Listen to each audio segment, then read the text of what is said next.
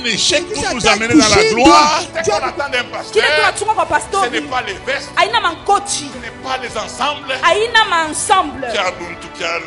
Montagne de solutions, nous sommes sur l'avenue Moussoul, au numéro 9, au quartier Golf Malela. Référence à Rekabim, en diagonale de l'école Igo School. Ebenezer, 4e édition. Que Dieu vous bénisse. C'est partout où vous êtes. Ne ratez pas. À cette grande action. L'homme qui va nous prêcher ce soir, c'est un père de plusieurs. Ce qui sort dans son ventre, c'est tellement plus grand. Il a fait sortir beaucoup des hommes de Dieu. Certains sont dans le ministère Joël. Les autres ne sont même pas dans le ministère Joël, mais ils sont partout dans le monde. Alors je sais que ce soir, l'homme de Dieu est là pour nous bénir. Il porte une bénédiction. La Bible dit, l'homme de Dieu mérite double honneur. Alors je voudrais que tous nous puissions nous tenir debout. Nous allons honorer l'homme de Dieu qui est notre Père, le patriarche, le Père des prophètes, le Père des plusieurs. Alors que révérend récite Mandaku monte sur cette chère église, aidez-moi à honorer la présence de l'homme de Dieu.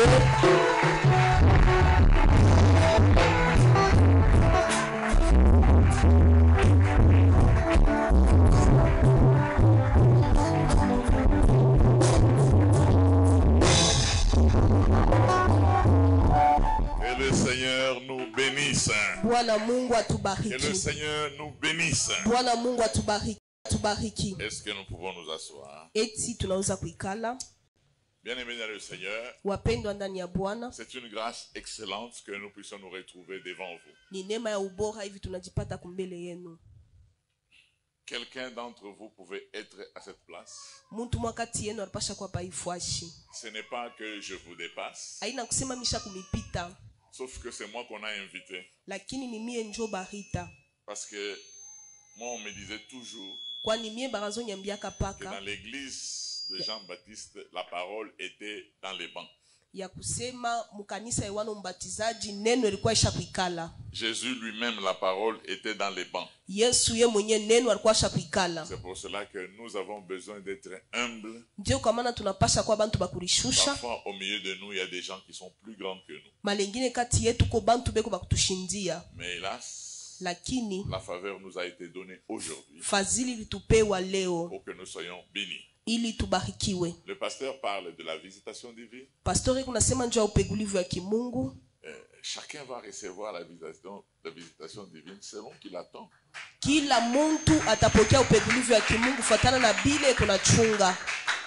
Est-ce que le ton ça va? Bien vous voulez que j'écris? Je peux parler comme ça? Amen. Amen. Parce que je vois les gens quand ils chassent les démons. Ils sont tout tendus là. Et puis après, vous n'avez pas de lait. Et puis vous faites souffrir les nerfs. Alors que quand vous dites aux démons, allez-vous-en au nom de Jésus. Ça a la même valeur que allez-y. Mais la deuxième fois, vous êtes en train de faire souffrir votre cœur. Alléluia. Amen. Amen. Amen. Amen. Amen. Quand je venais, j'ai dit à mon interprète, je devais venir ici, je l'ai fait venir. Elle est à Kolwezi, elle est toujours avec moi. Pour que vous soyez bénis. Amen. Amen. J'ai suivi quelqu'un sur les réseaux sociaux, ça m'a beaucoup plu.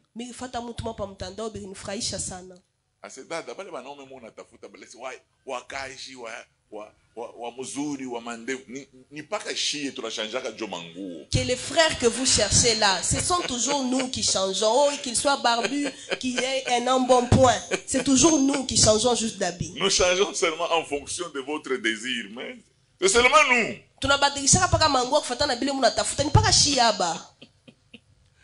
Amen. Amen. Que le Seigneur nous bénisse. Bwana Mungu Je atubariki. suis dans la joie quand je vois la plupart des pasteurs sont jeunes. Niko mfuraha wakati ninaona bapastori ba mingi bekubiana. Ça me fait du bien. Bilinifanga mzuri. La relève est assurée. Bale batatufuatia bekwako. La relève est assurée. Bale batatufuatia bekwako. Je tiens à informer même à certains d'entre nous. Napenda kuambia batu bengine kati yetu. Les visions que vous avez eues, Ile maonyo mulipata. c'est pas vous qui allez les accomplir. Aina mwenjo mteitimiza. Vous n'êtes que économe. Uko tu ule muntu kuna chunga. Ce qu'on demande aux dispensateurs, c'est qu'ils soient trouvés fidèles. Ile banalomba kwa ule wa kukabula ni akuye mwaminifu. Travaillez de manière à ce qu'après nous, Tumika mnamna kusema kisha shie. que ceux qui viennent après nous continuent le travail. Bale batakuya kisha shie bendeleshe C'est kazi. pour ça que moi je n'aime pas cette histoire de Ndio kama nasipendeke ile mambo ya le pasteur le plus onctueux, pastori ile kuna upako kabisa. l'homme qui a traversé la mer ou sans bateau. Mutumishi alitambuka bahari nyekundu bila merikebu. Papa, chacun se mesure à la vision que le Seigneur lui accorde. Kila muntu alipime kufuatana na ile onyo Mungu ahimupa. Cela est très important. Ile ni ya mafaa kabisa. Moi, je ne dépasse personne. Mimi shipite muntu. Je me bats pour accomplir ce à quoi le Seigneur m'a appelé. Niku nakombana njoo nitimize kile Mungu ahinitia. Et je ne me bats pas avec les gens pour leur arracher. Na mishkombanake na bantu njoo nibanyanganye zawadi. Et quand je vous vois, Na wakati mine miona, j'estime que vous êtes une bénédiction pour moi. minona sa muko baraka kwangu. Amen. Amen. Amen. Demain, je vais me retrouver à l'aéroport. Kesho nitajipata kubaraza ya ndeke. Pendant les troubles là, Mwile je vais mamuvuruko. voir une maman qui va venir et dire, hey, qu'est-ce que vous faites au pasteur? Mitona tu mama mwana kuya. Muna mfani ni pastori. Papa, vous me connaissez? Babone ni jua. Je suis chez l'apôtre Jean-Pierre. Niku kwa apôtre Jean-Pierre. Et ça coûte beaucoup. Na ile ni ya bei kabisa. Amen. Amen. S'il ne m'avait pas invité, Kama shikunite, elle allait me laisser comme tous les passagers. aliweza kunyacha sabantu bote bakupanda C'est ndeke. pour cela que je suis en train de dire à tous les pasteurs, Ndio kwa maana ninaambia bapastori bote. cette histoire-là où vous dites les portes sont ouvertes, partez, Dieu va donner une autre personne. Ile mamambo unasema milango yoyo iwazi, kama unapenda uende Mungu ataleta mtu mwingine. Vous risquez de faire partir Pierre. Unaweza kumuendeshisha Petro. Pierre, on ne le remplace pas. Petro hawezi kupata mwingine. On ne remplace pas Pierre. Satan a réclamé Shetani akaanza kudai.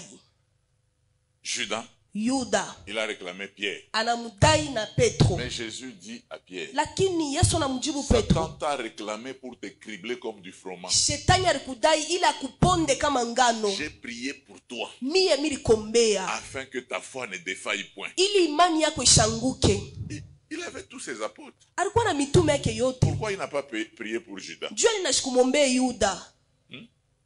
Il a prié seulement pour Pierre. Alimombea paka Petro. Ne faites pas partir Pierre, Ushimwendeshishe Petro. parce que l'église se reposera sur Pierre. Kwani kanisa itekaria pa Petro. Que le Seigneur nous bénisse. Bwana Mungu atubariki. Amen. Amen. Bien-aimés dans le Seigneur, Wapendwa ndani ya vous Bwana, êtes bénis à vie. mshakubarikiwa maisha yenu yote mzima. Ne te vante pas du lendemain, tu ne sais pas ce qu'un jour peut enfanter. Usijivune njuu ya kesho, aujue ile siku inaweza kutosha. Moi, je vois les gens qui se vantent là. Mimi naona bantu bine tuombe. Est-ce que vous savez que Mnajua avant, kusema vous ne priez même pas langue? kabla ila mkwanze Et puis, kumbaka un jour, tamuluga comme par accident, na siku mwa samu msiba tu. le pasteur fait comme ça. Pastor anafaa tupate. Et puis, tu as commencé à parler en langue. Na kisha unaanza kusema lugha. Alors, tu étais à côté de celui qui a même jeûné, qui n'a pas eu les langues. Japo alikuwa kumpembenya ule alifunga na chakula, yashiseme lugha. Amen. Amen. On ne sait pas ce qu'on peut arriver. Atujue kile kinaweza Parfois, quand kufika. je vais dans les nations, Malingine kama nenda mataifa. on me présente. Bene nitambulisha. Je me dis, ah, Ça a commencé quand? Binanzambe sakani.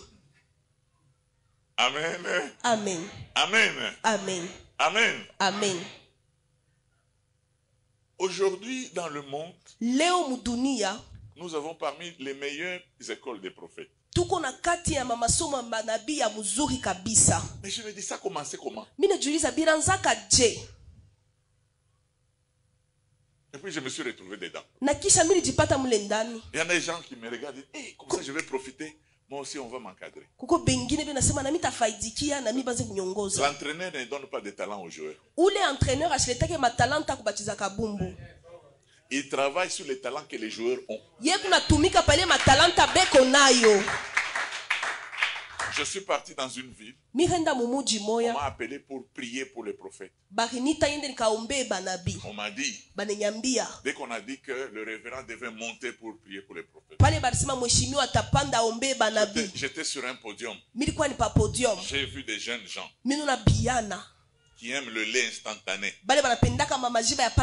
café instantané, thé instantané, qui voulaient être prophètes des nations seulement le soir. Là. Ils sont venus. Il y en a qui tenaient le podium. Il y en a qui dormaient en dessous du podium. Comme on regardait les théâtres dans le temps. Il dit... soda mtu muzera kanzembo te zembo mkuta ka soda muzakubini asema soda sichungake mwimbo yanze mwimbo nampataka soda unacheza. J'ai trouvé des gens avant que je ne prie parler des gens en langue. Mimi napata kabla nyanze komba watu wanasema na lugha ba.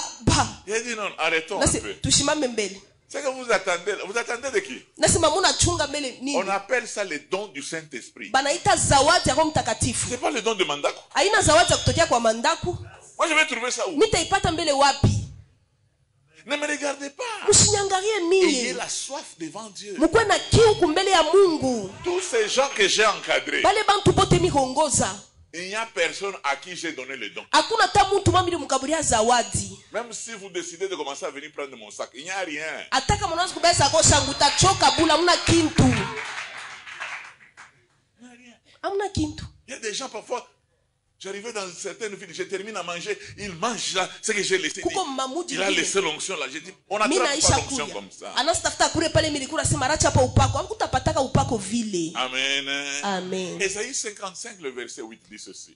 Ésaïe 55, verset 8 nasema. Mes pensées ne sont pas vos pensées. Mawazo yangu haina mawazo yenu. Mes voix ne sont pas vos voix. Manjia yangu haina manjia yenu. Le ciel est séparé de la terre. Paka vile dunia inachana na ainsi mes pensées et mes voix sont séparées de vôtres. Jo paka vile mawazo yangu na manjia yangu inachana na yenu. Moi je suis de la génération des gens qui sont entrés à l'église quand il n'y avait pas de vision. Niko mkizazi abale bantu balinjaka mkanisa wakati kuwake maonyo. Mais vous avez la chance, produisez plus que nous. Mwa mko na ile bati mfanye bintu kutupita. On s'est retrouvés au pays. Nous ne savions même pas où on allait. Et d'ailleurs, les bons prédicateurs, c'était ceux qui nous faisaient pleurer. Quand ils prêchent, nous pleurons. Et lui-même, il se dit, Papa, je les ai mis sans dessous. Jusqu'au jour où nous ayons compris que les gens ne viennent pas à l'église pour pleurer. Ils doivent recevoir la bonne nouvelle. Le monde vous fait déjà pleurer. L'église vous fait pleurer encore davantage. Ce n'est pas une bonne chose. Là où le but n'est pas connu, l'abus est inévitable. Là où le but n'est pas connu, l'abus est inévitable. C'est-à-dire quand vous ne savez pas où vous allez. Et dans mon école, je dis toujours, le meilleur moyen de détruire ce à quoi on est appelé, c'est de faire ce à quoi on n'est pas appelé. Vous voyez tel que vous êtes là. Vous dites non. Moi je sens que les prophètes sont quand même en train d'y voir quelque chose. Je ne suis plus évangéliste, je suis maintenant prophète. Tu commences là, tu commences à nous regarder. Maman, tiens-toi debout. Je vois des combats dans ta vie. Mon frère, non seulement tu prophétises, tu détruis ce que tu as. Christ en nous, espérance de la gloire. Moi quand je vois les musiciens, même quand vous chantez là, vous n'allez pas me voir vous lâcher le micro. Je n'en ai pas besoin. Moi la place de la musique c'est ici. Vous c'est là. Quand vous chantez, je célèbre votre don. Mais moi je ne saurais pas. Même vous écoutez cette voix. Qui va acheter le cantique de cette voix? Amen. Amen. Amen. Amen. Est-ce qu'il y a quelqu'un qui me suit? Non, ne t'en fais pas, je vais te bénir. Tu ne seras pas déçu. Je dis toujours. Je suis un vieux chat. Je connais l'odeur de la souris. Amen. Amen. Amen. Amen. Amen. Amen. Il y a un frère avec une sœur. Il priait à viens et vois. Le frère venait de la Katouba. Et la sœur venait du Bel Air. Son père était cadre à la Gécamine. Le frère, bon, vous savez, quand nous nous retrouvons à l'église ici, il n'y a pas de titre. Hein. Même les enfants des domestiques peuvent vouloir quand même épouser les enfants des directeurs ici. C'est à l'église parce que tous nous sommes des brebis, des dénominateurs communs. L'enfant d'un domestique ne peut pas avoir des sentiments. Il peut avoir des sentiments. Et puis, il peut voir aussi grand. Il a décidé d'épouser cette sœur. La sœur dit, n'est-ce pas, tu dois d'abord te regarder. Mais le frère était persévérant. L'affaire est arrivée chez le pasteur. L'affaire est arrivée dans des familles. Comme nous les parents, vous savez. Hein? Cet homme, qu'est-ce qu'il fait dans la vie? Oh, c'est un frère qui chante à l'église. Seulement chanter. Pour que vous puissiez manger, il doit chanter. De fil en aiguille. Avec la prière. Ces jeunes gens se sont mariés. Mais ce qui m'intéresse ici, c'est le premier jour de la nuit des noces. Ils se sont retrouvés. Ils ont passé la nuit des noces. Le lendemain, comme toujours, quand on aime, il y a tous les bons noms. Bébé, chéri, miel. Toutes ces histoires de oh c'est faux, ça vient après quand la femme t'a déjà énervé. Vieux Baudouin, ça vient après. D'abord c'est chéri, bébé, miel, honey, cœur. Alors l'homme se lève. Il dit honey. Chéri. Il sort le bon billet. C'est combien le bon billet? $100. Il donne à sa charmante épouse.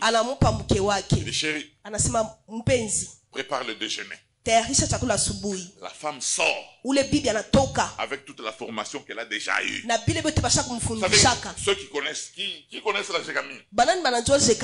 Quand la Gécamine était encore Gécamine. Quand le fromage existait. Le jambon existait. Les œufs.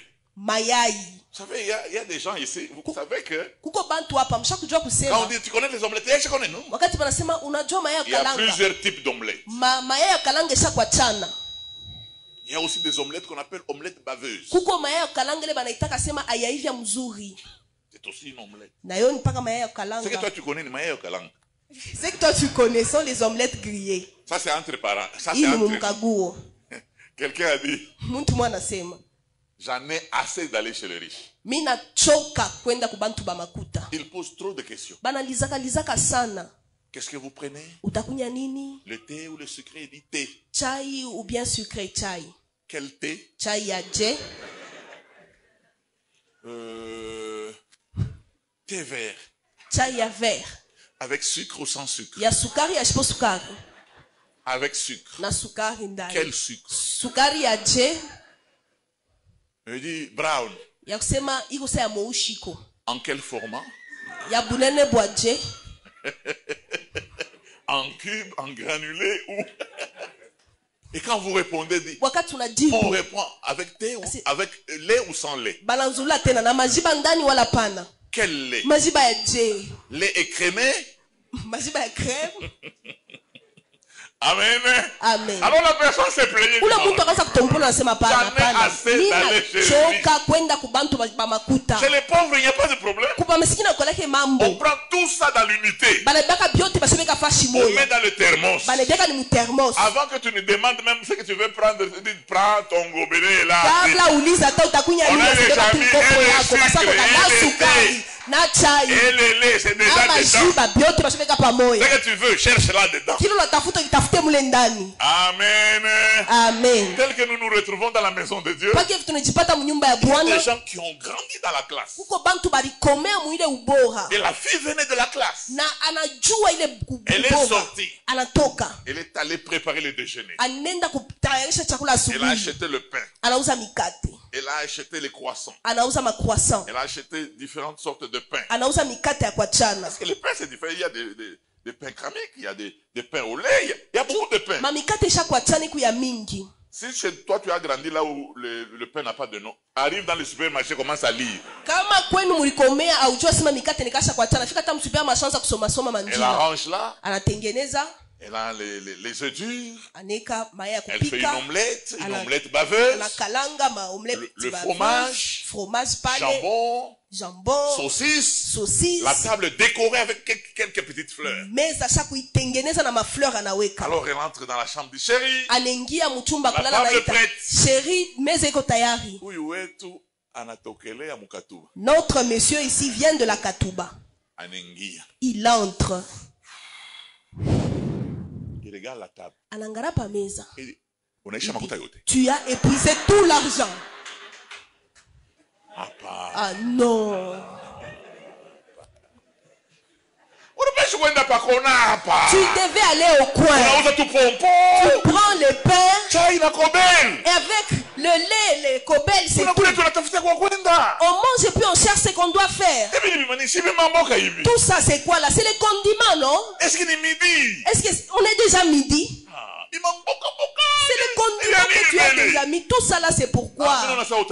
Je sens que tu vas me tuer. Non, je voudrais parler à quelqu'un. Le mot était le même.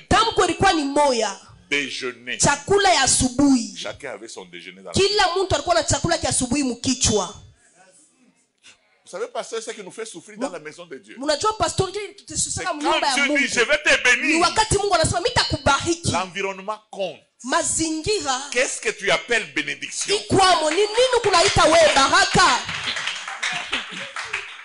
Comme tu habites dans un quartier, ceux qui ont les moyens ont des motos. Même toi-même, tu commences à t'entraîner de son. J'aurai ma moto. Le problème est que Dieu t'a dit que c'est la moto.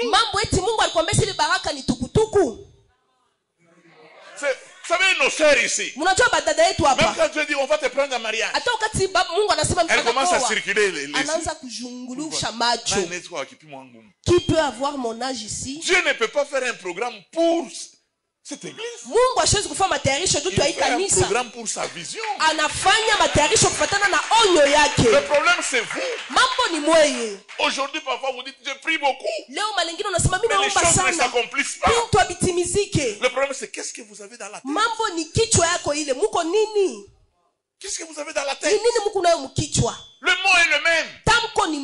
Déjeuner. Mais chacun a son déjeuner dans la tête. Et c'est ça qui nous trouble. Parfois ça fait mal au pasteur.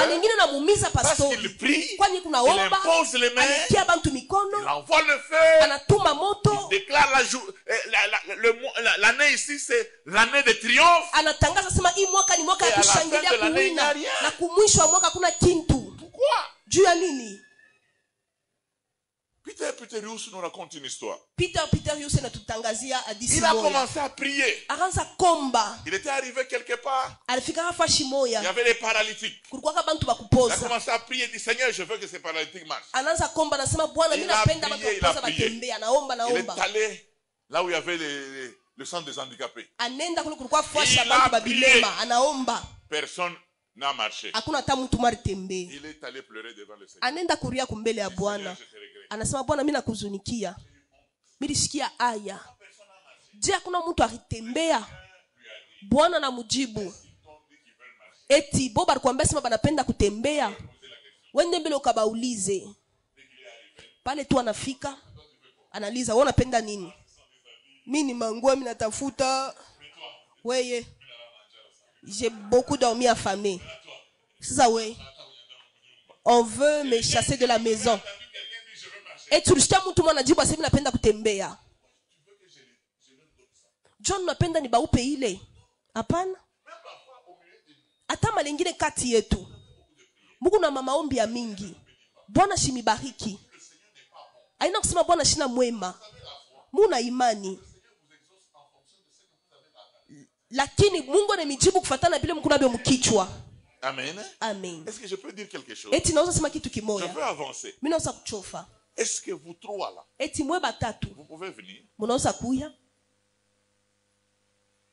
Vous trois. Ou même à quatre. Comme toi, je n'ai pas voulu dire quatre parce que toi tu filmais. Venez à quatre. Mkwata mwe ba ine. Et puis trois femmes. Banamke batatu. Mwanaume mmoja. Essayez de vous tenir un peu sur l'escalier. Mupime kushimama kwa escalier hapa. Et de regarder le peuple de Dieu. Na mwangalie taifa ya Mungu. Il n'y a aucune prophétie bien-aimée dans le Seigneur. Hakuna hata matabiri mwa hapa. Parce que la maman est en train de dire yo. Je ne sais pas ce qu'on va dire à ma Judith, il n'y a rien. Je n'ai rien vu. Vous voyez cette femme? Cette fille même. Cet être féminin. On la traite de maman. Elle est américaine. Vous avez compris? Celle-ci, elle est chinoise. Celle-ci, elle est française. Celui-ci est congolais.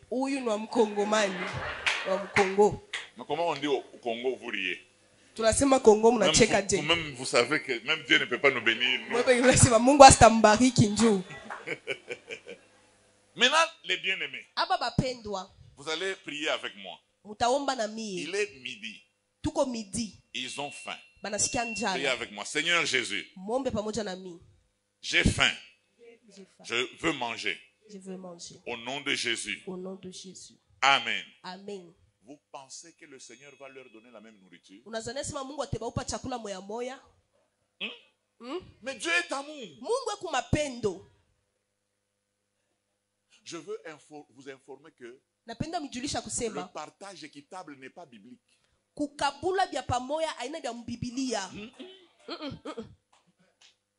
Ce qui est biblique, c'est le partage selon le besoin de chacun. Maintenant,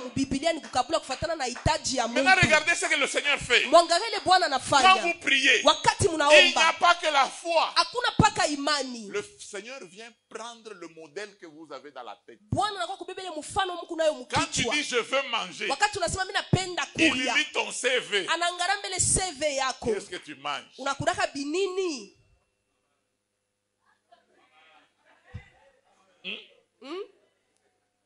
Il peut donner à cette américaine 2 poulets, la viande, beaucoup de choses, parce qu'il connaît ce que les Américains mangent. Il sait que celle-ci va manger avec les baguettes. Il peut même pourvoir des escargots. Parce qu'il faut que chacun remercie le Seigneur. Toi, tu es quelle nationalité? Hein? Française.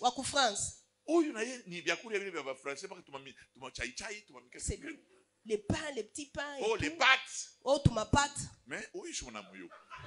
L'autre là, vous savez ce qu'il veut. S'il mange les pâtes, il ne dort pas bien.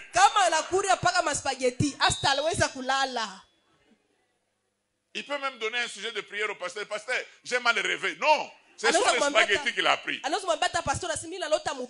Dieu, comme il exauce au-delà de notre demande. Lui, s'il lui donne même le Thompson, il va lui ajouter même le piment.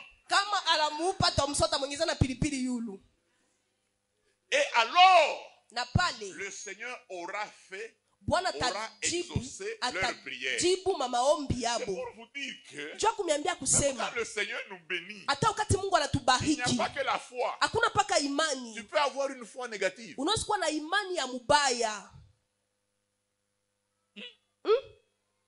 Il y a des gens, les cantiques c'est Mimbo ni paka. Sisi watumishi wako Mungu, tu watu maskini kati yote. Nous tes serviteurs, nous sommes des hommes pauvres. Qui peut tout? Je suis là, Seigneur. Reçois-moi. Je suis ton insensé, ton dourou. Seigneur, c'est moi. C'est moi.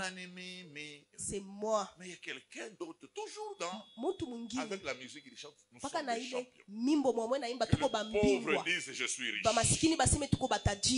le faible dise je suis fort. Ah oui, la même parole. Elle peut te rendre vainqueur. Elle peut te rendre esclave. Est-ce que nous pouvons prier, applaudir pour les citoyens du monde ici? En fait, je voulais vous faire comprendre une chose. Quels que soient les enseignements du pasteur, ce qui est là compte. Ça compte. Alléluia. Amen. Ça compte. Avec les théologiens, des études sont faites. On dit quel est le verset le plus grand. Parce que je peux poser la question. Le verset clé. Deux personnes. Dans la Bible, on dit changer un verset. Est-ce qu'il y a quelqu'un? Si je vous pose la question à l'église, vous répondez. Il y a une sœur au niveau de Carrefour. Le pasteur dit qui peut entonner. Les chrétiens étaient là, ils faisaient rien. La sœur prend le micro. Elle entonne une chanson de Biliabé. Vous étiez calme, non?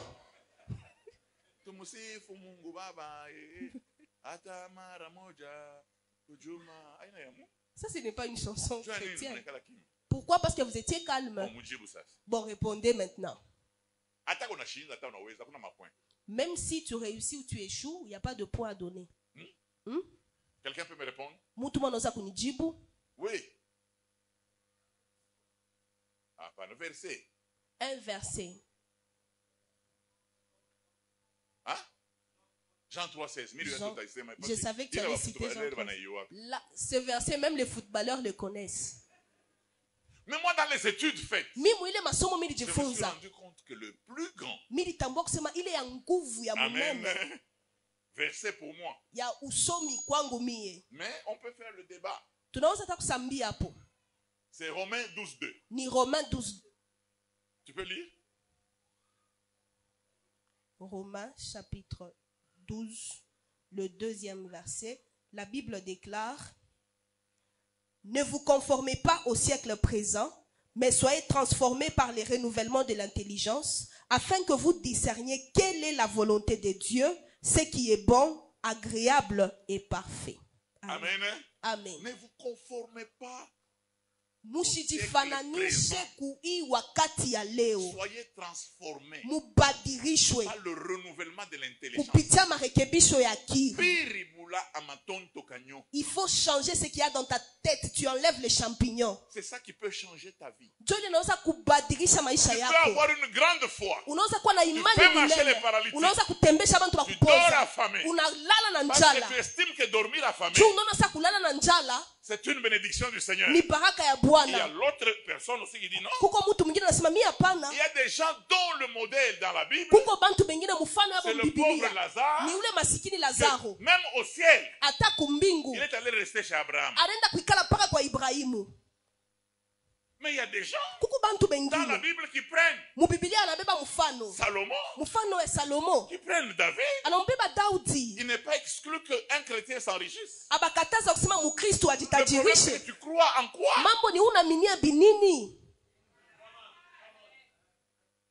Je vais faire rire. Quand je venais d'arriver, je suis arrivé à Lubumbashi en 1994. Il y a d'autres qui n'étaient même pas nés. Vous avez la grâce d'écouter des choses qui se sont passées avant que vous puissiez naître. J'étais avec un frère avec qui je travaillais. Et nous allions souvent à Caravia. Et à Caravia là, un sucré c'était $5. À la cité, un casier de sucré c'était $5. C'est un problème de choix. Moi et lui on allait. On se met à Caravia avec $10. $10. Je dis papa, c'est pas quoi? Il dit non, Coca.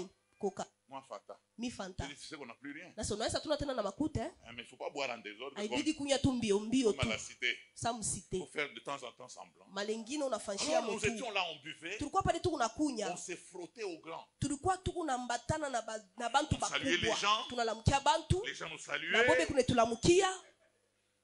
Nous appelions les serveurs, nous leur posions la question. Maintenant le jus c'est combien? Non, ça va, on verra prochainement. Afin de nous habituer à la classe.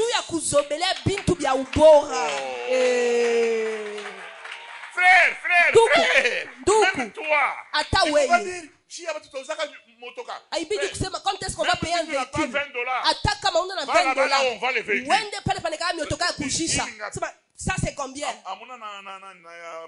Vous n'avez pas pour diesel? Est-ce que vous pouvez d'abord démarrer?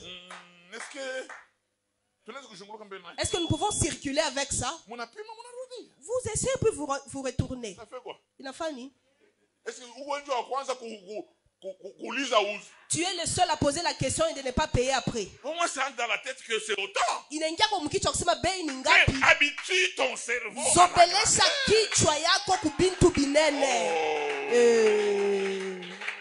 Une sœur chez nous s'est séparée avec son fiancé. Son fiancé lui a acheté un ensemble. En ville, $300. Il y a $300. Mais toi, tu es un vrai dépensier. Les $300, si je suis parti à la Kenya avec ça, je devais avoir des choses. Vous voyez le niveau de la sœur. Et l'homme s'est séparé de cette fille. Pour dire, toi, tu vas me faire tuer un jour. Moi, j'ai grandi dans la pauvreté. Je veux aller loin. Moi, je veux aller loin. Parce que ceux qui dorment dans les grands hôtels. Mais vous avez la chance. Ceux qui m'invitent dans d'autres villes. Moi, je ne dors pas dans les hôtels où le courant part. Oui. Oh, papa. Il n'y a pas de courant, on n'a pas d'argent. Ne m'appelez pas aussi. Un pauvre ne mange pas bien. Si vous n'avez pas les moyens, cherchez aussi les serviteurs qui n'ont pas de moyens. Il ne faut pas aller déranger les gens. Oh papa, c'est l'œuvre de Dieu. Nous tous là, nous faisons l'œuvre de Dieu. Il ne faut pas essayer ça sur moi. Oh papa, nous souffrons d'abord pour l'œuvre de Dieu. Souffre pour la vision que le Seigneur t'a appelée. Amen. Amen. Amen. Un jour, j'arrive seulement. Je me mets à la chair, je dis quoi? À partir d'aujourd'hui, je ne peux jamais porter un habit de la friperie. Les frères ont dit, faut parler rapidement comme ça. Dans la friperie, tu peux trouver des bonnes choses. Moi, je refuse les bonnes choses de la friperie. Je refuse cela. Il n'y a aucun ange qui est venu me dire ne porte jamais ça.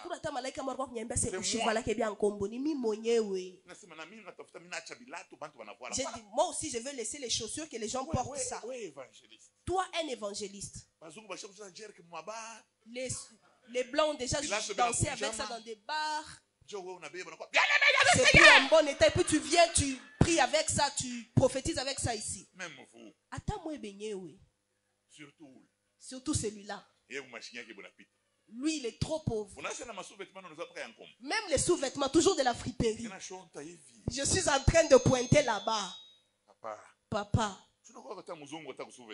Tu peux être un blanc même pour les sous-vêtements. Les enfants de Dieu, alléluia. Les petits frères de Jésus, alléluia. Le problème dont Dieu a besoin, c'est ta tête. Tes vêtements n'ont rien à faire avec Dieu. Dieu veut t'asseoir dans ta tête déjà. Comment tu vois les choses? Comment tu vois? Moi je vois ici. Quand vous regardez Le logo de la génération Joël. Wakati unaona logo ya huduma ya kizazi cha Yoeli. C'est toujours le monde. Ni para kidunia. Moi quand je regarde le monde. Mika minangara dunia. Je vais partout. Mais c'est mitenda ni fashi yote. Je vais partout. Napenda kwenda fashi yote. Oh, vous voulez implanter? Mini fashi yote. Je viens d'implanter la génération Joël à Dubaï. Natokea kwa kizazi Yoeli ku Dubai. C'est la première assemblée congolaise. Jo kikosi kia kwanza kia bakongomani. Dubaï. Ku Dubai. Est-ce qu'on ne va pas nous tuer? Je suis là. Ni kwako abada. Pourquoi? Juu ya nini? Je vois loin. Niko naona ni mbali. Même si je ne vais pas accomplir. Hata kama mimi sitimiza. Les enfants qui viennent. Bale batoto beku bakuya. Je les vois travailler à mon absence. Mimi nebona batumike wakati mimi shinapo. Je les vois toucher le monde à mon absence. Mimi nebona banagusa ulimwengu wakati shinapo. Mimi batayarisha hii wakati. Ah! Est-ce qu'il y a quelqu'un qui comprend? Eti kumtu anaelewa. La vision que Dieu a donnée à Abraham. C'est pour cela qu'on dit le Dieu d'Abraham. Et de Jacob. La vision a une longévité que l'âge d'un homme. Je peux te dire une chose. Tu vas accomplir avec tes petits-fils. Investis. On n'investit pas seulement à maison. Investis même dans la crainte de Dieu. Investis. C'est très important. Somebody can shout amen. Est-ce que quelqu'un peut crier et dire amen? Est-ce que je suis en train de bénir quelqu'un? Je voudrais que ta vie change. Ce qui fait la différence entre nous, hommes de Dieu. Ce n'est pas la qualité du tissu. C'est la compréhension des choses. C'est tout. La compréhension des choses. Moi, que je me tiens là. Je ne suis pas venu avec $100. Mais j'ai l'argent. J'estime que j'ai l'argent partout.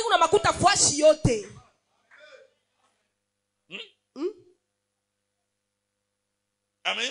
Amen. C'est comme ça. Moi, je viens d'une famille très pauvre. Si tu veux avoir la définition de la pauvreté, il fallait voir comment je vivais. Mais je n'ai pas aimé la pauvreté. J'ai refusé la pauvreté même sans la prière.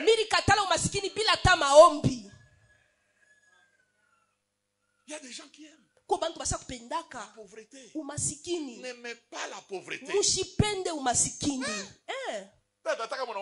Ma soeur, même si tu cherches un mari, des fois tu fais même l'entraînement dans ta chambre. Fiston, ça va? Fiston, comment tu vas? Fiston, tu vas bien? Maman, je veux la crème chocolat. Mi pas la crème chocolat. Moi, je veux le vanille. Mi vanille. Toi, quand tu penses à tes enfants, ce sont tes enfants qui te suivent en train de vouloir les fruits sauvages.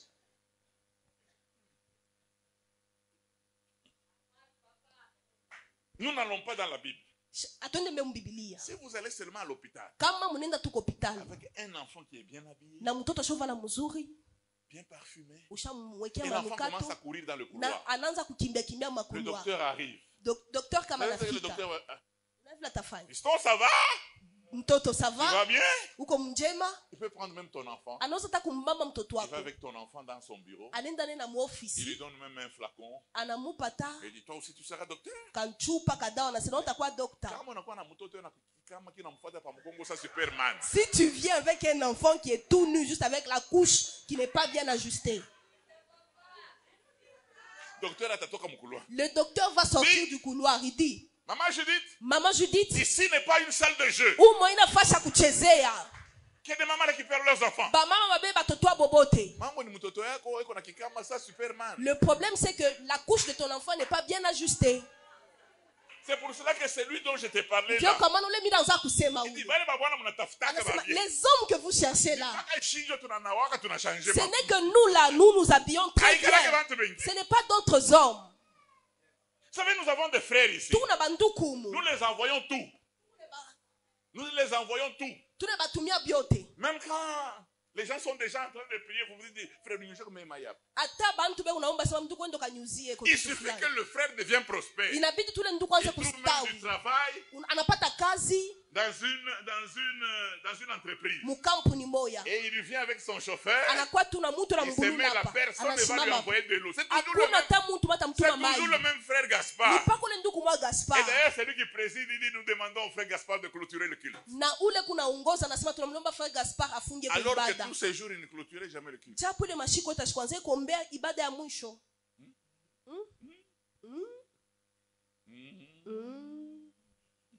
Vous voulez être grand? Munapenda kuwa mtu munene. Mukichwa kwa muko nini? Il y a quoi? Muko nini? Quand j'ai dit je ne porterai jamais les habits usagés. Wakati mlisema mimi sitavala kama nguo nkombo. Et le diable a compris que j'ai pris une décision. Na shetani anasikia sema hapa na mpango. Dieu a compris que j'ai pris une décision. Na Mungu anaelewa kusema hapa mnabeba mpango. Un jour j'ai vu mon épouse venir. Siku mimi namuona mke wangu anakuya. Mais qu'on a eu ma chemise ni bien. Je suis venu avec ces chemises, c'est très beau. J'ai dit ne te joue pas de moi hein. Le diable commence à te tenter toi. Tu peux distribuer ça à d'autres personnes. Jusqu'à aujourd'hui. Tina Leo. Tina Leo. Tina Leo. Amen. Amen. Je ne peux pas vous dire j'ai combien de chaussures. Je ne peux pas me vanter en chaussures. Même pas en veste. J'ai des années que je n'ai jamais porté. Ce n'est pas l'habit qui fait le moine. Le problème c'est quoi? J'ai compris que j'avais beaucoup de prières. Je jeûnais beaucoup. Ma tête était bloquée. C'est pour cela que quand vous lisez la Bible, il y a des gens qui ont dormi avec Jésus. Quand un jeune homme qui n'a pas dormi avec Jésus, dont la tête était bien faite, il a écrit la moitié du Nouveau Testament. Paul n'a jamais été avec Jésus, mais il avait une manière de voir les choses. Il avait une mentalité de conquérant. Il voyait grand. Il pouvait se tenir devant les rois. Il tenait la parole. Pourquoi? Là. Amen. Là. Quand tu cherches une maison, c'est toi qui parles, non? Oh, tu cherches quel genre de maison? Je n'ai pas de problème, juste une maison de 2 pièces. Vous voulez que le Seigneur pêche contre vous? Unapenda Mungu je vous donne 3. Akupe tatu, alors que wakutafute. 2 pièces. Paka ile mbili. Moi, depuis que j'ai commencé à servir le Seigneur, j'avais dit à Dieu, je ne peux pas rester à l'annexe d'une personne. Hein. Mes visiteurs viennent, on leur dit même non, ils laissent là-bas derrière. J'avais toujours une grande maison. Parfois, tu as 4 chambres à coucher, mais il n'y a que 2 chambres qui sont occupées. Mais quand même, Dieu était cuit par ce que j'avais dit. Je suis allé travailler à Kenya. J'avais qu'une seule pièce, c'est là que je restais avec ma femme. J'ai eu un visiteur qui venait de Kabongo. Il a toqué la nuit. Papa. On était en train de parler avec lui toute la nuit. Tu vois ce qui arrive lorsqu'on est pauvre. Hein? Tu fais une veillée, non pas une veillée de prière. Juste pour parler. Même dans la Bible, il y a des bénédictions qui n'appartiennent qu'à ceux qui en ont. La Bible déclare, celui qui recevra un prophète en qualité de prophète, il aura la bénédiction de prophète. Est-ce que ta maison là, un prophète peut loger dedans? Tu dors mais tu vois la lune. Que le prophète puisse se mouiller dans ta maison. Vous savez, ici, tel que je vous regarde, il n'y a personne qui avait le niveau de la pauvreté comme moi. Moi, je vous avais déjà dépassé en pauvreté. Mais j'ai dit, moi, l'essentiel, ce n'est pas de naître pauvre. Mourir pauvre, ça je refuse. Tu peux refuser aussi. Parce que Jésus s'est fait pauvre pour que tu sois enrichi. Ah oui? Qu'est-ce que tu as dans la tête? Qu'est-ce que tu as dans la tête?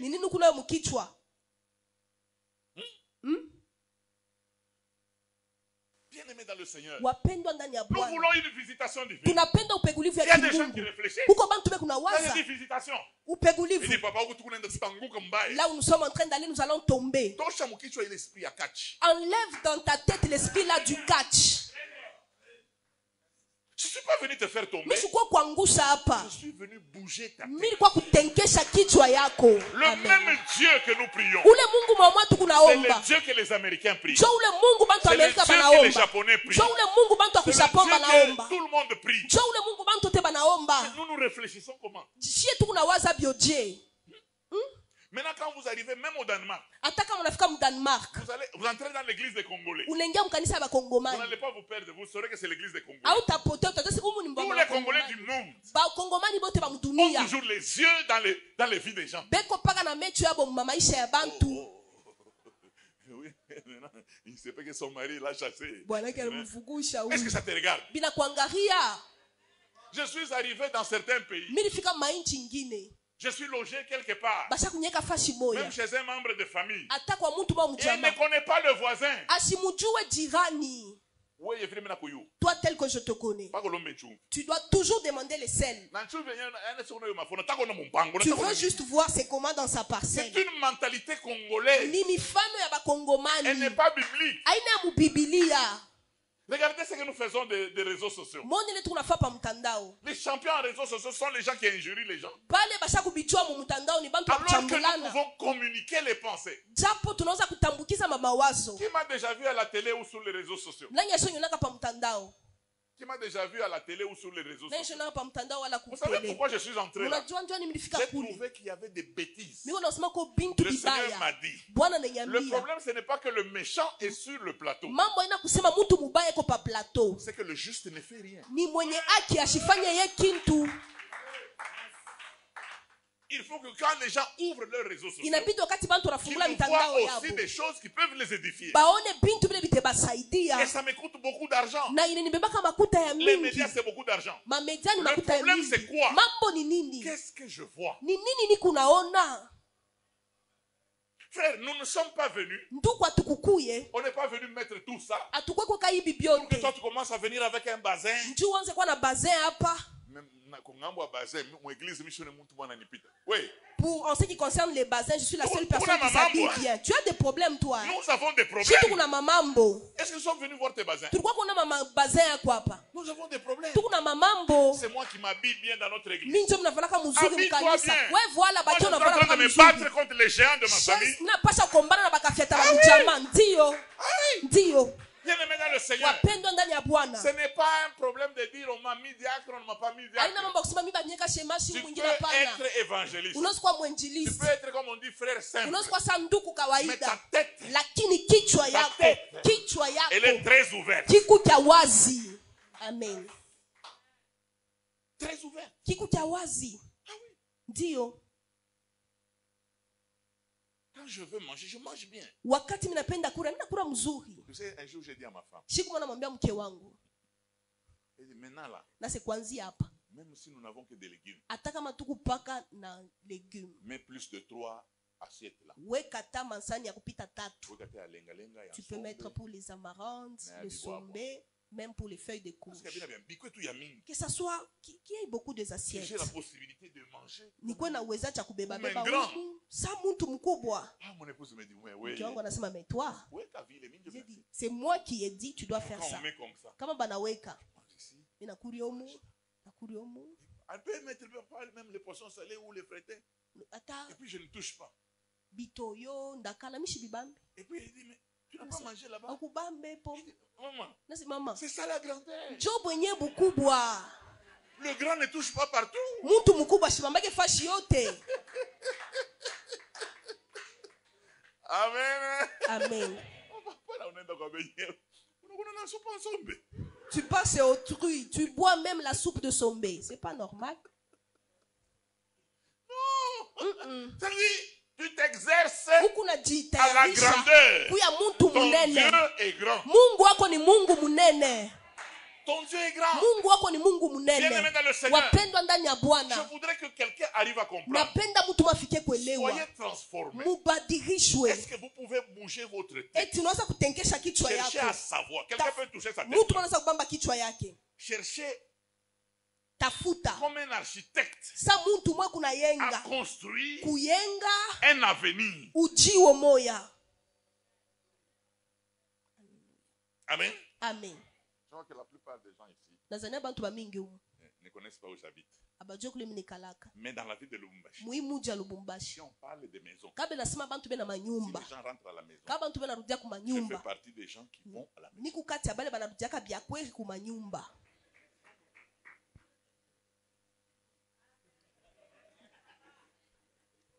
Quand je vais sortir là, je vais aller à la maison. Il y a des gens qui vont aller à l'assemblage des murs.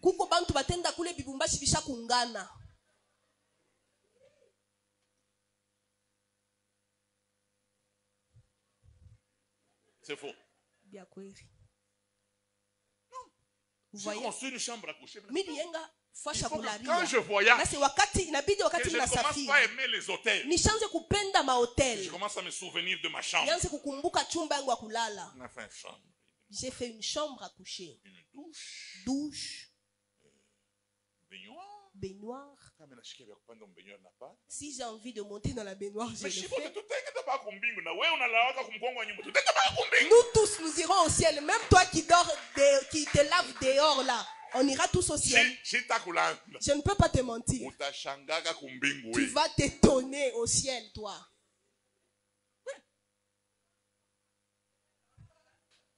Chez moi, ma maison a 10 toilettes. Kwangu nyumba yangu kuna matoilette 10. Parce que j'habitais dans le quartier. J'attendais toujours les enfants. Oh, papa, le premier. Il traîne dans la douche. Seigneur, cette histoire-là, ça ne demande pas la prière. C'est moi qui dois terminer cette affaire. J'ai construit une maison. Chaque chambre a une douche et une toilette. Sans la prière, il n'y a plus de bruit le matin. Parfois les enfants sont déjà partis à l'école, je ne suis même pas au courant.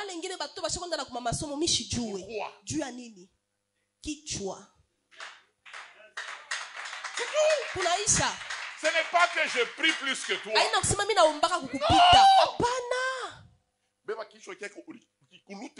Essaye d'abord de frotter ta tête en Jésus. Quel est l'environnement que tu as? Ne te promène pas avec n'importe qui. Il y a des gens que nous appelons les excédents de bagages. Ils occupent votre sphère pour rien. Vous ne devez pas être amis de tout le monde. Amen. Non. Frère, tous nous sommes pasteurs. Mais tous nous ne sommes pas amis. Moi, si je viens chez toi, oh non. Tu commences seulement à parler des gens. Oh non, les Katangés exagèrent. Oh, les Kassaïens. Tu ne me verras jamais chez toi. Je ne peux pas réduire la grande vision mondiale au tribalisme katangé. Oh, les motards, il y a trop de motos. Est-ce qu'ils circulent dans ta maison? Moi je dis, ne troublez pas Tshisekedi pour rien. Moi je dis au président, moi, je ne te demande pas grand chose. Donne-moi seulement la paix. J'ai un cerveau pour fabriquer l'argent. Ah oui? J'ai pas besoin. Oh, Papa Sakate. Il me donne pas. Non. Moi je me demande. Pourquoi toi tu ne donnes pas? Jua nini je vais te donner pourquoi? Takupia mbele nini? Je vais te donner pourquoi? Takupia nini? Frère, il y a des gens qui me donnent $10,000 sans la prière. Et vous n'avez pas $10,000 bila ni mombe. Mais tu vas faire un séminaire. Je n'ai pas fait de séminaire chez eux. Papa Moumoumoudi. Que nous puissions être bénis. Il me donne l'enveloppe. Mais toi, tu me dis si tu ne prêches pas, tu ne seras pas béni. Est-ce que les $10,000 là, je les ai lorsque je prêche? Et puis on donne. Hein? Je t'explique quelque chose que les gens n'écoutent pas. Un jour, je suis allé dans dans une ville. Le gouverneur voulait me voir. Nous avons parlé avec lui. Il ne savait pas où j'étais logé. J'étais logé dans le meilleur hôtel de la ville. Maintenant, on termine à parler. Il me dit, tu es logé où? Je suis à tel hôtel. Ah bon. Là, c'est cher. Il entre dans sa maison. Il sort une enveloppe. Il dit, ça peut t'aider sur des petits besoins que tu auras. J'ai pris, j'ai dit Alléluia. Je suis entré dans ma chambre. J'étais toujours en train de compter, toujours. Pourquoi? Parce qu'il savait que de moi-même je me suis logé là. Parce qu'il savait que mais si je lui avais dit, je suis chez la grande sœur à la Kenya. Ça, oui, frère. Comme ce frère, jusqu'à présent. Il a toujours ce drap là où il y a un oiseau. Le paon là. Le paon. Ce paon là, il n'a plus de tête. Lui-même, il a cousu. Lui, le chirurgien, il a cousu la tête du paon.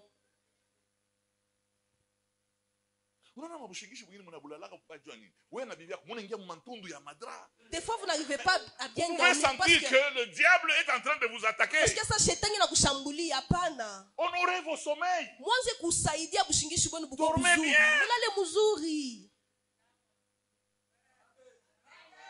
Amen. C'est dans l'église où je suis en train de parler. Moi, j'ai déjà dit, je ne mourrai jamais pauvre. Là, déjà, le diable l'a perdu. Même si je meurs aujourd'hui, je ne suis pas pauvre, moi. On va m'enterrer avec honneur. Je me suis déjà enrichi. Amen. Amen. Amen. Amen.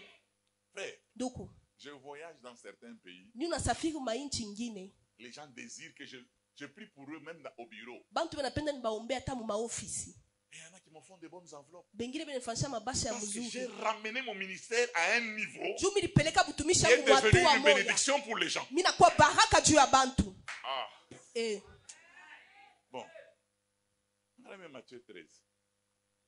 Matthieu chapitre 13. Je commence par 19. Commençons par Parce qu'il faut qu'on libère mon frère et ma soeur. Par le 19e verset. Même quand tu veux qu'on t'épouse, tu penses, tu rêves quel genre d'homme?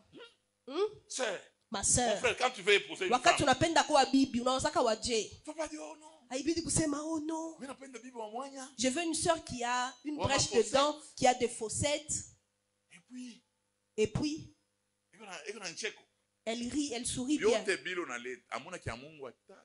Tous les critères que tu as donnés, il n'y a rien de Dieu dedans. Est-ce que je peux vous dire quelque chose? Parce que je ne suis pas venu. Je ne suis pas venu révolter les gens ici. Je me suis rendu compte que les gens qui ont divorcé, honnêtement, et qui veulent se remarier, beaucoup se remarient bien. Vous savez pourquoi? Parce que premièrement, elle a des joues potelées. Les dents là, c'est comme un enclos de l'ivoire.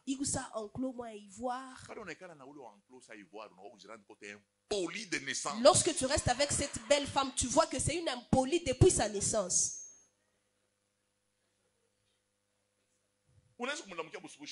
Tu peux la saluer le matin, chérie, bonjour. Elle te pose la question, tu as un problème avec moi? Impolie. Elle est impolie. Maintenant, quand il veut se remarier, il dit, ça, ce sont les artifices. Je veux une femme bien éduquée. Tu peux lire. Matthieu chapitre 13, commençons par le 19e jusqu'au 23e verset. La Bible déclare: lorsqu'un homme écoute la parole du royaume et ne la comprend pas, le malin vient et enlève ce qui a été sémé dans son cœur. Cet homme est celui qui a reçu la sémence le long du chemin. Celui qui a reçu la sémence dans les endroits pierreux, c'est celui qui entend la parole et la reçoit aussitôt avec joie. Mais s'il n'a pas de racines en lui-même, il manque la persistance et dès que survient une tribulation ou une persécution à cause de la parole, il y trouve une occasion de chute. Celui qui a reçu la sémence parmi les épines, c'est celui qui entend la parole, mais en qui les soucis du siècle et la séduction des richesses étouffent cette parole et la rendent infructueuse. Celui qui a reçu la sémence dans la bonne terre, c'est celui qui entend la parole et la comprend. Il porte du fruit. Un grain en donne 100, un autre 60 et un autre 30. Vous avez écouté? Munasikia? Le variable ici, c'est comprendre. C'est-à-dire dans la maison de Dieu, il y a des gens qui ne comprennent pas la parole. Comme je suis en train de parler là, il y a des gens qui vont sortir. Comme ce sont les enfants du diable, les gens qui sont maudits. Nous venons de l'église. Le pasteur nous a dit comment est-ce qu'il ne paye pas. Le diable a déjà volé.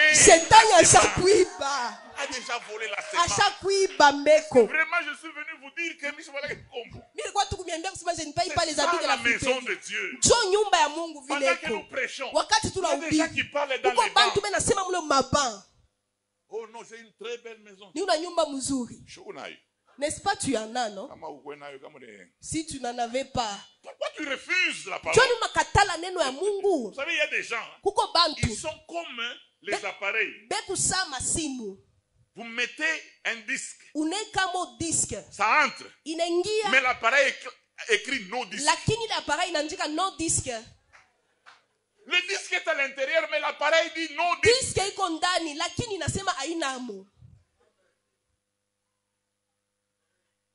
Comment il n'y a pas de disque? Bien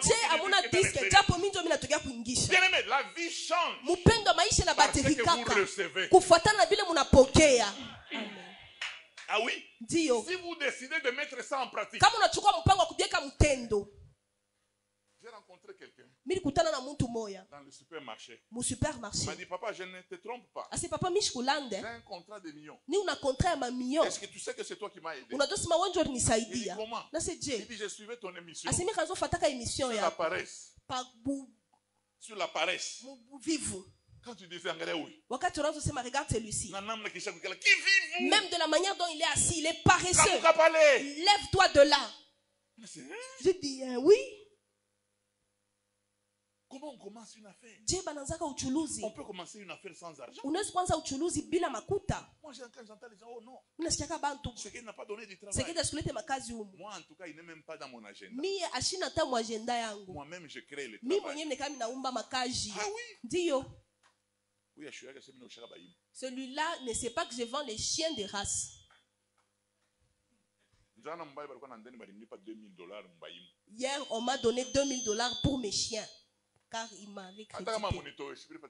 Même si tu n'as pas offert, j'ai eu mes $2000 pour les chiens.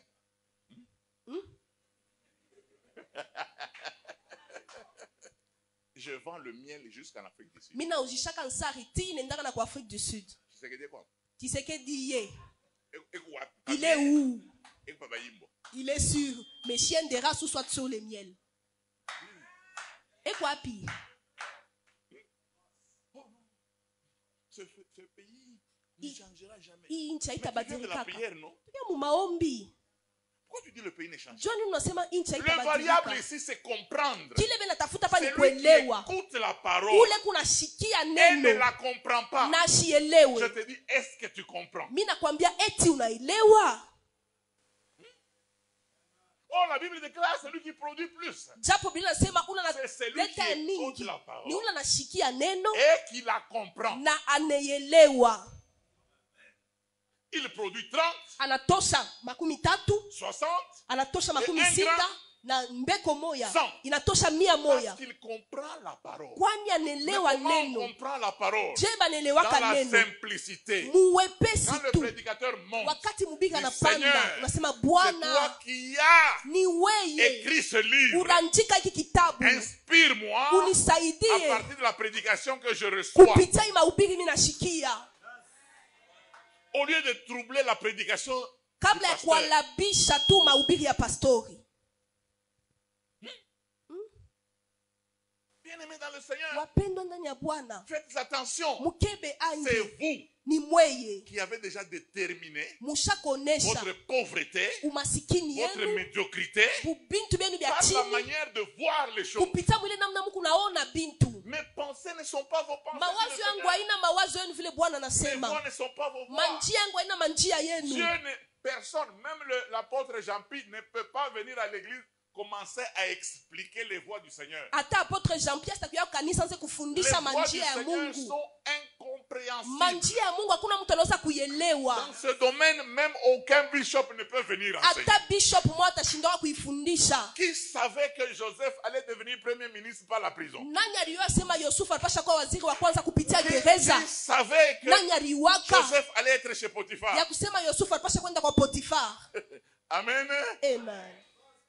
J'ai suivi un orateur, il m'a beaucoup fait rire. Il dit Dieu savait qu'il faut Joseph. Si c'était, vous connaissez l'aîné d'Isaac et l'aîné de Jacob.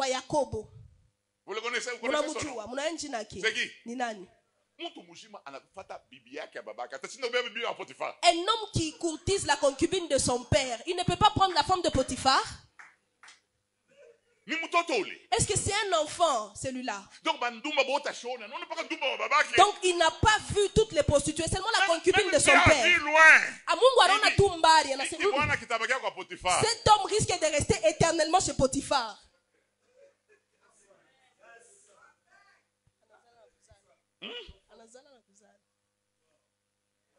Amen.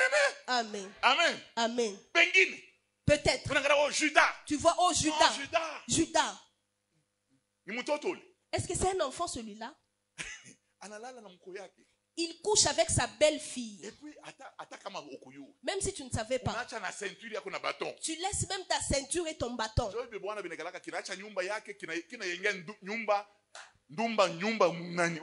Voilà pourquoi vous pouvez voir certains hommes, ils laissent de construire sa maison, ils partent construire pour une prostituée. Ce sont ces gens-là qui sont comme des Judas. Vous connaissez où qu'il y a Naouyu? Il y a des choses. Et on a Bintou. Il peut résister chez la femme de Potiphar. Frère, il ne faut pas commencer à dire, oh Dieu, donne-moi la prophétie. Frère, mon frère, Dieu te connaît. Juste les deux visions qu'il t'a données. Tu as engrossé Dakabouiz avec ça. Dieu va t'élever jusqu'à t'amener au Brésil. Ouais, et tout. Hey. Papa, si tu veux que Dieu t'amène au Brésil, ferme bien ta ceinture. Il y a des femmes. Rio de Janeiro. À Rio de Janeiro. Frère, utabakia maiti. Mon frère, tu resteras mort. Cadavre. Dieu est encore en train de t'essayer. Mais tu es toujours à terre. Tous les combats. Dieu compte. 1, 2, 3. Que celui-ci reste seulement ici. Jean-Pierre, mets-le qu'il soit chargé de la bibliothèque. Il regarde seulement les livres là-bas. Je suis fatigué. Son ministère, il tombe, il se relève. Dieu veut élever les gens. La Bible déclare le Seigneur a ses regards plongés sur la terre pour voir les gens qui ont le cœur tout entier à lui, afin de les soutenir. Est-ce que tu peux prophétiser et tu laisses l'argent dans la maison? Tu ne demandes pas. Est-ce que tu peux le faire? Ou bien tu vas inventer une prophétie? Le Seigneur est en train de me dire, celui qui a deux tuniques en donne un à celui qui n'en a pas. Lorsque j'étais en train de prier, j'ai vu. Je voyais que j'étais en train de sortir avec cette voiture. Dieu m'a dit 3 fois de suite qu'on te donne ça, qu'on te donne ça, qu'on te donne ça. Est-ce que Dieu travaille à la phonie pour répéter ça? Dieu, à un certain moment, il permet que l'argent soit autour, que nous puissions être honnêtes. Dieu va t'amener où toi? Il a ses regards plongés sur la terre. Pour voir les gens qui ont le cœur tout entier à lui. Apôtre, je suis allé prêcher dans une église. Le pasteur était en train de m'entretenir au bureau. Il y a des gens qui disent, oh le pasteur, l'argent de tôle, le pasteur a volé. Est-ce que vous lui avez donné ce qu'il y a à lui pour qu'il vole l'argent de tôle? J'ai compris que j'avais un voleur en face de moi. Il ne pouvait pas se retenir.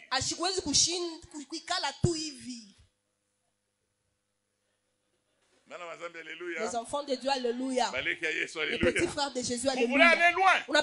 Soyez fidèles dans des petites choses. Amen.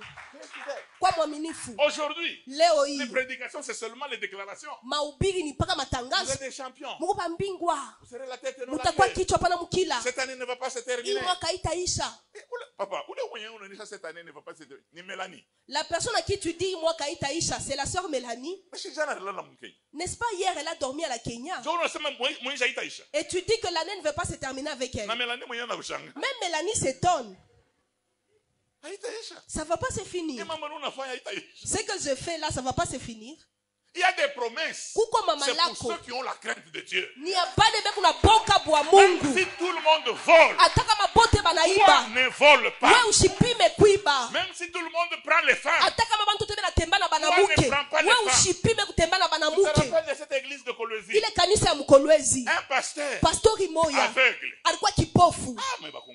Mais les Congolais, vous avez dépassé. Même Dieu s'étonne. Il était en train de recevoir les gens. Une femme qui entre. Qu'est-ce qu'il faisait? Il demandait à toutes ces femmes. Est-ce que tu peux prendre mes mains, tu les mets sur ta poitrine? Il met sur la poitrine de la main. La maman, il commence à presser. Il parle même en langue.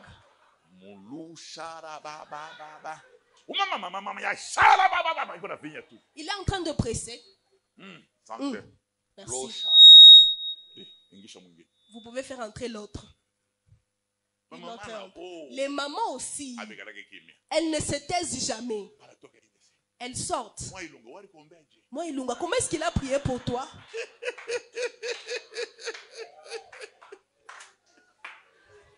Alléluia. Il m'a tenu au sein. Et maintenant l'autre dit, c'est ça son don. Hein?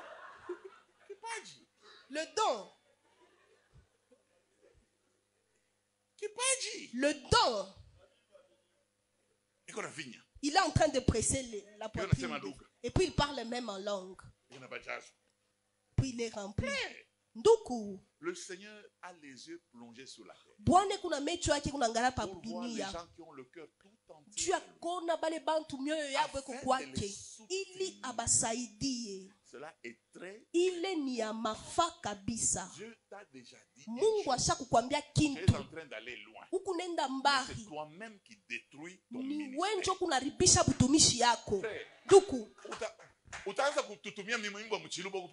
Tu peux commencer à entonner des chansons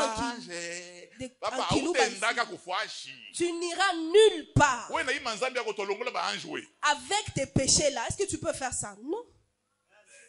Soyez sérieux. Même si vous vous retrouvez au milieu des gens qui font des gaffes, faites attention. Ne faites pas des gaffes.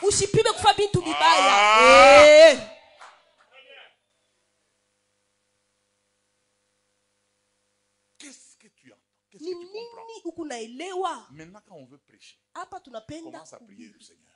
Seigneur, je veux comprendre. Je veux comprendre ta parole. Comment cette parole, elle donne à certaines personnes des avions. Elle donne à certaines personnes des véhicules. Elle donne à certaines personnes des maisons. Moi, elle m'appauvrit. C'est ma manière de comprendre cette parole.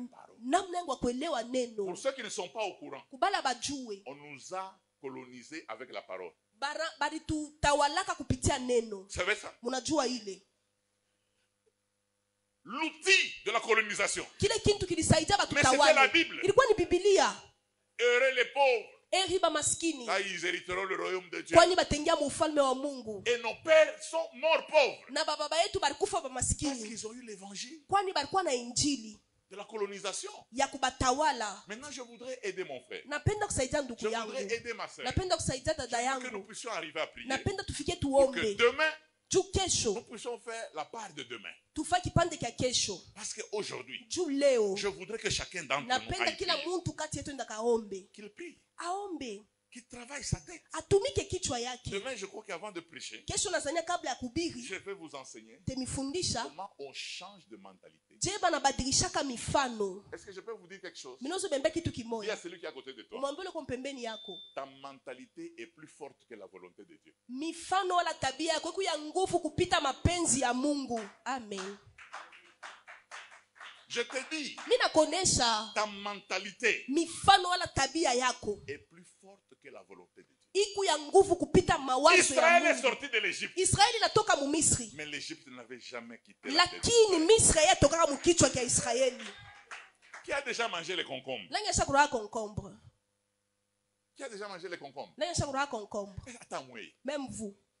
Population tout bantu bakubwa na ba politicien ben aria paka concombre na tomate. Des grandes personnes. Ils sont en train de penser seulement au concombre et à la tomate. C'est quel niveau ça? Oh non. Oh non. Est-ce qu'en Égypte il n'y avait pas de sépulcres? Pourquoi? Parce que Dieu les a fait sortir de l'Égypte. Mais l'Égypte n'avait jamais quitté. Voilà pourquoi vous voyez certains frères, même s'ils servent Dieu comment, tu vois ce frère, tu dis c'est un Kassaïen tout cru. Il a déjà cru au Seigneur, mais le fait d'être Kassaïen, c'est toujours dans sa tête. Tu vois ce frère, c'est un round tout fait. Tu vois, celui-ci, il est de l'Équateur. Il dit même, moi je suis un Mungala. Entre la distance de la tête. Comment vous pouvez avoir un homme de Dieu au nazo kanisa des obima? Toi tu n'as pas de maîtrise. Il y a des gens. C'est pour cela que même quand tu regardes les frères, au lieu de voir que ce sont les frères en Christ, tu dis que ce sont les frères de telle tribu. Et tout très bas. Tu n'iras nulle part. Hier j'étais avec toi, hein? J'étais en train de prêcher. J'ai dit à mes fidèles, écoutez, ne viens pas avec le fait d'être rond à l'église. Laissez mes rondes à moi. Si tu as besoin de rondes, va dire Lolo. Ce sont mes rondes à moi. Tu sais d'où je les ai tirés? Pour que tu viennes faire l'effet d'être ronde ici. Oh, Katangé ici à l'église. Tu sais où je les ai tirés? Va ailleurs chercher tes Katangé. Va à Malemba. Les miens ici. Tu n'y touches pas. Dieu va me coter en fonction de ce moi-même mes Rwandais. Laissez-moi mes Rwandais. Si vous avez besoin de Rwandais, allez à Kigali. Mais les Rwandais de mon ministère, je vais les protéger. Je vais prier pour eux. Je vais les bénir. Ce sont des brebis que le Seigneur m'a données. Parce que même Jésus a dit, Seigneur, les gens que tu m'as donnés, je les ai gardés. À part le fils de la perdition. Pasteur, garde les gens. Les gens qui viennent le soir à la maison pour dire non. Papa Andama. Il est en train de détruire ton travail. Amen. Amen. L'église ne peut pas aller loin. Quand Vous ne parlez que de petites choses. Non. Voyez grand. Voyez. Voyez. Qui veut voir grand?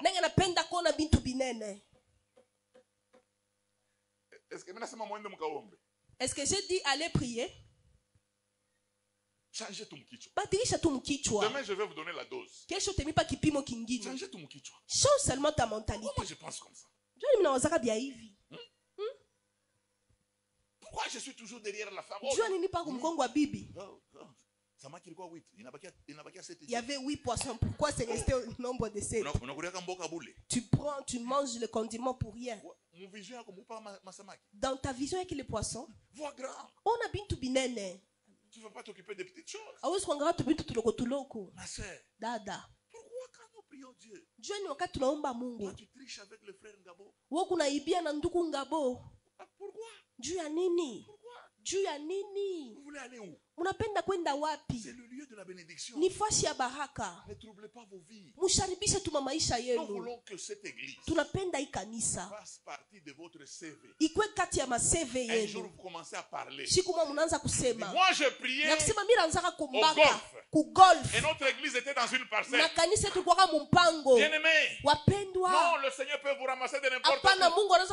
J'ai saisi le Seigneur. Regardez ce que je suis devenu. Oui.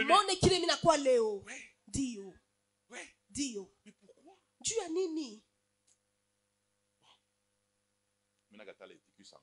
Je ne veux pas que Ticus puisse tomber du 3e étage. Je veux que nous puissions prier. Mais la peine de tout. Et que je prie pour vous. Chacun va prier comme il a entendu le message. En rentrant chez nous, on s'exerce. On s'exerce. Tu es en train de t'efforcer à rester là, c'est chez toi. Une maison de cette taille, est-ce que c'est la tienne? Papa, une maison de cette taille. Tu dors avec les souris. Non? Refuse. Katala. Ce soir, nous n'allons pas seulement prier. Nous allons prendre des décisions. Chacun d'entre nous prend la décision. Seigneur, je prends la décision de te servir. Si tu n'as jamais béni quelqu'un, moi je serai la première. Parce que j'aurai la crainte. Je marcherai. Parce que moi je disais à Dieu, si tu manges, là on dira que tu es un menteur. Moi je ne vais pas toucher au péché. Je suis avec toi. Nous allons nous en finir. Dieu regarde et dit ce petit, hein? Il commence à me pistonner, à m'aider. Nous allons nous tenir debout. Tout à simami à Dieu.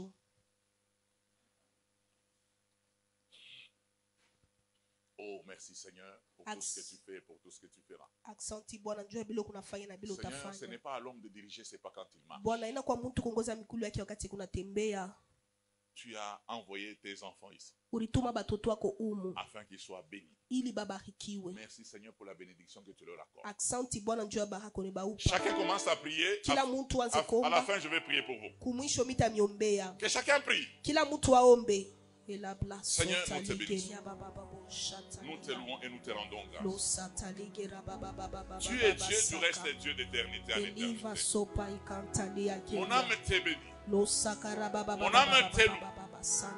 Mon âme t'élève. Mon âme te glorifie. Seigneur, aide-moi. Mon âme t'exalte parce que tu es merveilleux. Aide-moi, Père, à voir les choses telles que tu les vois. Toi? Au nom de Jésus-Christ de Nazareth. Seigneur, j'aimerais que je veux mon voir frère les voit les choses telles que tu le vois, Seigneur. Comme toi tu les vois. Pas comme lui il les voit. Seigneur, touche ma tête selon au sa nom tribu. de Jésus-Christ de Nazareth. Il les voit. Seigneur, que tout ce qu'il y a de petit libère au nom de Jésus. Oh, je veux comprendre ta parole parce selon que toi, pas selon moi, pas selon ma famille, pas selon mon environnement. Au nom de Jésus. Et la blasse ainsi mes pensées et mes voix sont séparées de vous. Béni soit ton nom. Loué soit ton nom. Élevé soit ton nom. Glorifié soit ton nom. Tu es merveilleux grand. Puissant de Jacob. Nul n'est comparable à toi. Nul n'est comme toi, oh mon Dieu et mon roi. Merci Seigneur. Merci mon roi. Merci mon Rédempteur. Merci puissant de Jacob. Que ton nom soit béni. Que ton nom soit élevé. Que ton nom soit glorifié.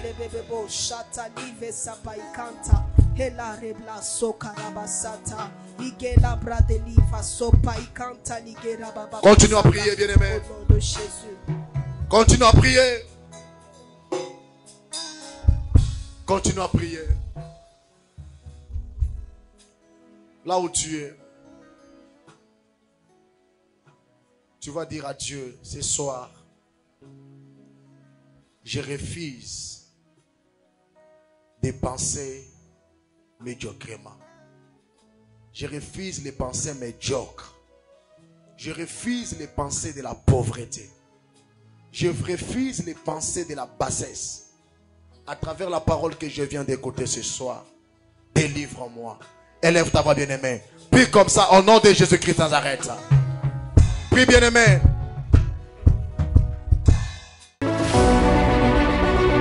Shalom, peuple de Dieu. Je viens par cette vidéo pour vous inviter à une très grande action. Ebenezer 4e édition. Que le ministère Christ Montagne de Solutions organise en date du 25 au 26 mai.